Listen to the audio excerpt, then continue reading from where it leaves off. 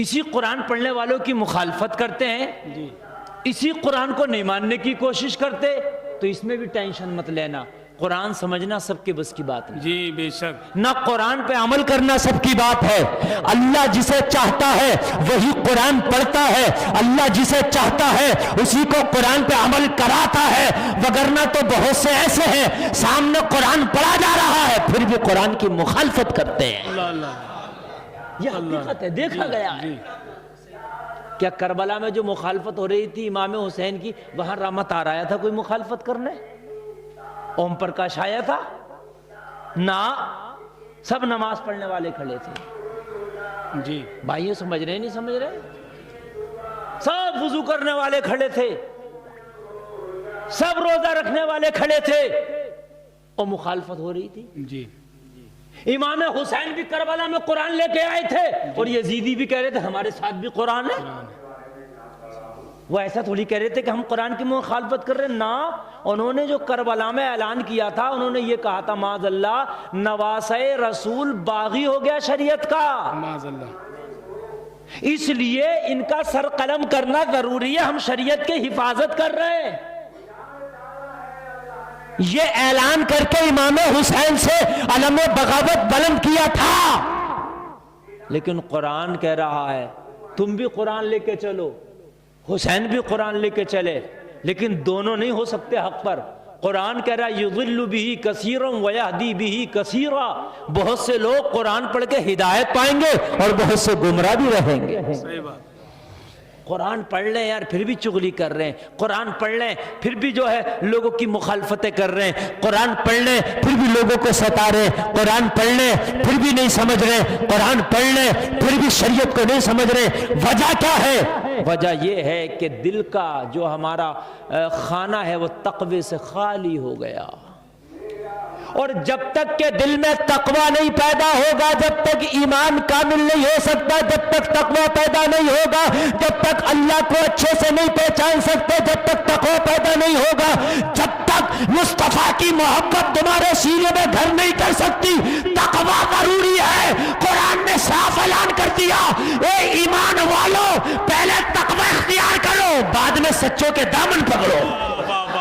نعرے تکبیر، نعرے رسالت، فیضان غوث اعظم، مسلک اعلی حضرت، سبحان اللہ سبحان اللہ۔ پہلے تقوی اختیار کرو۔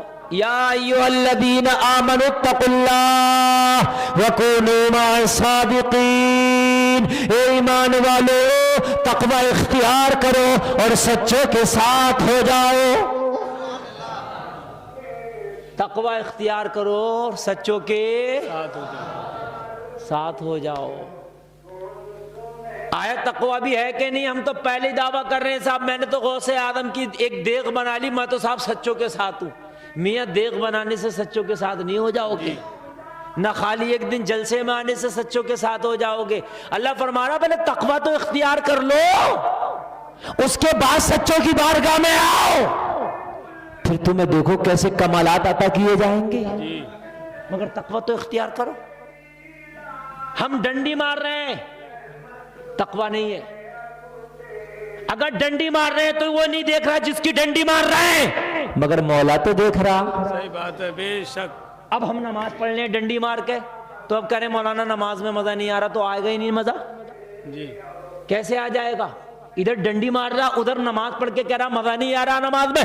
تقوی اختیار کر، دنیا کے خوف سے اگر تو نے گناہ نہیں کیا تو کوئی کمال نہیں ہے، اگر گناہ نہیں کیا تو خدا کے خوف سے نہیں کیا، اسی کا نام تقوی ہے۔ واہ واہ واہ، بہت اچھا۔ سب کے سامنے میں گناہ نہیں کرتا تو میں ڈرتا ہوں لوگ کہیں گے مولانا کو کوسیں گے لوگ کہ مولانا یہ کر رہے ہیں وہ کر رہے ہیں، لیکن کوئی نہ دیکھنے والا ہو، گناہ کا موقع بھی مل جائے اور پھر ہم گناہ نہ کریں تو یہ اللہ کے ڈر سے ہے، اس کے خوف سے ہے، اور یہی گناہ نہ کرنا تم کو جنت میں لے جائے گا۔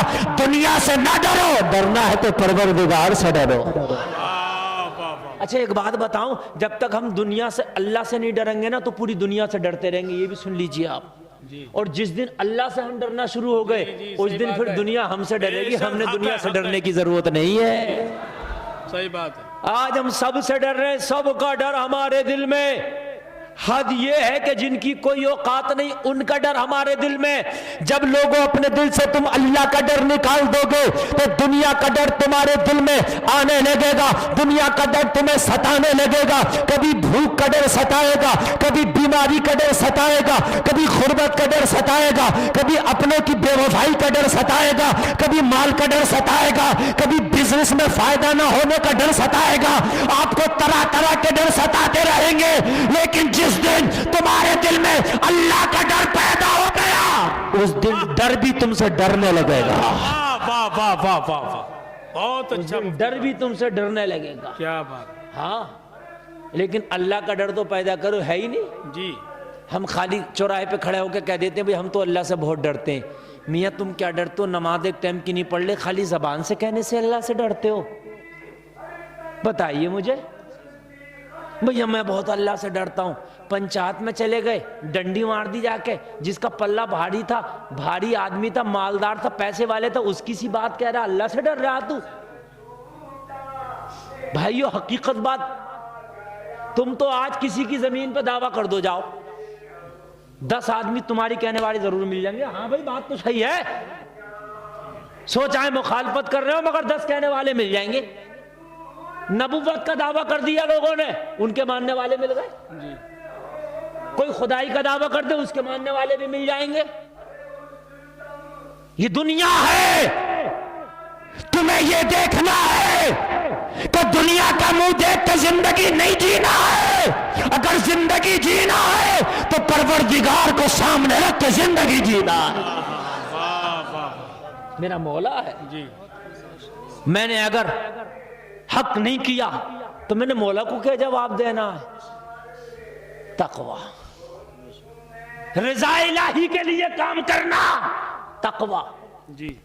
یہ مت کرو کہ میں یہ کام کروں گا تو یہ محلے والے خوش ہوں گے, وہ محلے والے خوش ہوں گے, فلانا خوش ہوگا, یہ خوش ہوگا. نہیں, بلکہ تجھے کام کرنا تو اس لیے کہے کہ میرا مولا خوش ہوگا. اگر تو نے دنیا کو خوشی کرنے کے لیے کام کیا تو میدان محشر میں جب رب کی بارگاہ میں کھڑا ہوگا, مولا فرمائے گا اے میرے بندے, تو دنیا کو خوش کرنے کے لیے کام کرتا تھا, دنیا کو خوش کرنے کے لیے نماز پڑھتا تھا, دنیا کو خوش کرنے کے لیے تو نے یہ کام کیا تھا, دنیا تجھ سے خوش ہو گئی, تجھے تیرا انعام دنیا میں مل گیا, آج میری بارگاہ میں اس کا کوئی حصہ نہیں ہے.